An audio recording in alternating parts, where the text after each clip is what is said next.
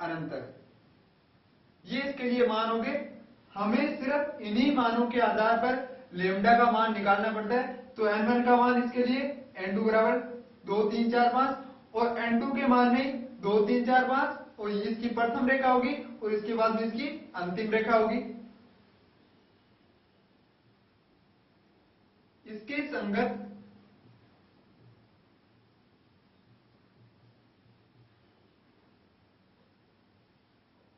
n2 बराबर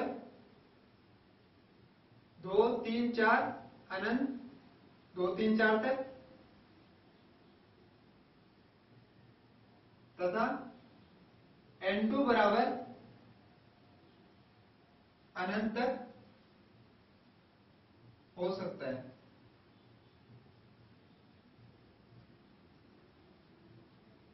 अब हमें ये मान किस में रखने पड़ते हैं? जो लेमडा का मान निकाला था रीडबर्ग के स्थान पर, उसके जगह इसका मान रखना है। तो उसके लिए फॉर्मूला क्या होगा? 1 अपॉन लेमडा मैक्सिमम आर का मान 1 upon n1 square minus n2 square. ये इसके लिए हम किसका मान निकाल रहे हैं? लेमडा तरंग दैर्ध्य का अधिकतम मान हमें निकालना है। तो हमें सिर्फ किसका मान याद रखना है? हमें लाइमेन श्रेणी के लिए ये पता होना चाहिए कि n1 का मान n1 के लिए 1 से शुरू हो रहा है और n2 के मान यहाँ पर क्या है? 2 3 4 अनंत तक कुछ भी हो सकता है। तो यहाँ पर हमने किसका मान निकालना है? यहाँ पर हमें किसका मान निकालना है? लेमडा मैक्सिमम का मान निकालना है। तो यहाँ पर लेमडा मैक्सिमम मान किस प्रकार निकालेंगे?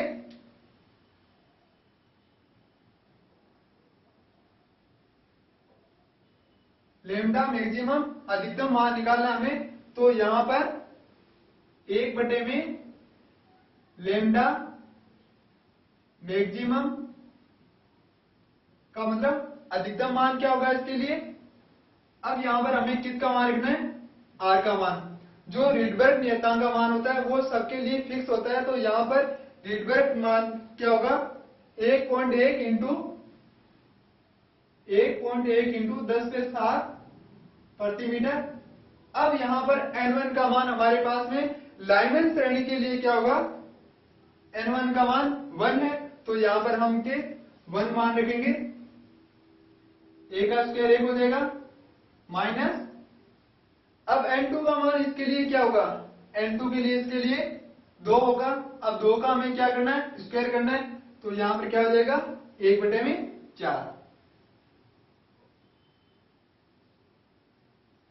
इस प्रकार लाइमन, बामर, पासन और फन श्रेणी सारों के लिए हमें लेमडा के लिए अधिकतम और इनके लिए न्यूनतम का मान निकालना है। तो इसके लिए लेमडा मैक्सिमम का मान, अधिकतम मान क्या होगा?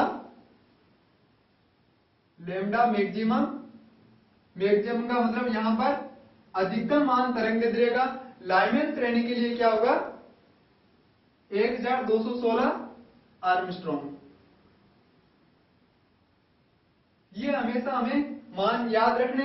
अगर याद नहीं रह पाए तो हमें इस फॉर्मूले की सहायता से n1 के मान रखने और n2 के मान निकले और इनकी सहायता से हम इनका मान निकाल सकते हैं। ये तो किसके लिए?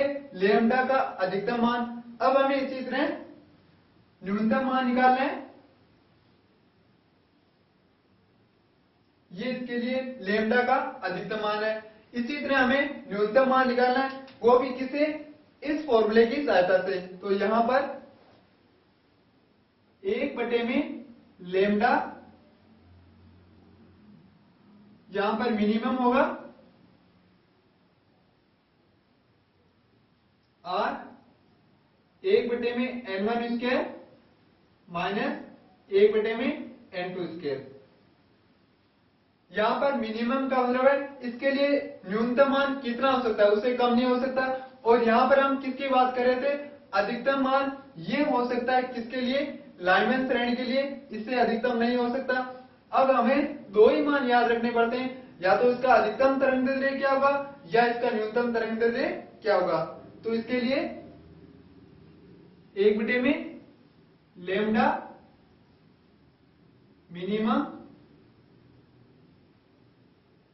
अब R का मान इसके लिए वही रहेगा 8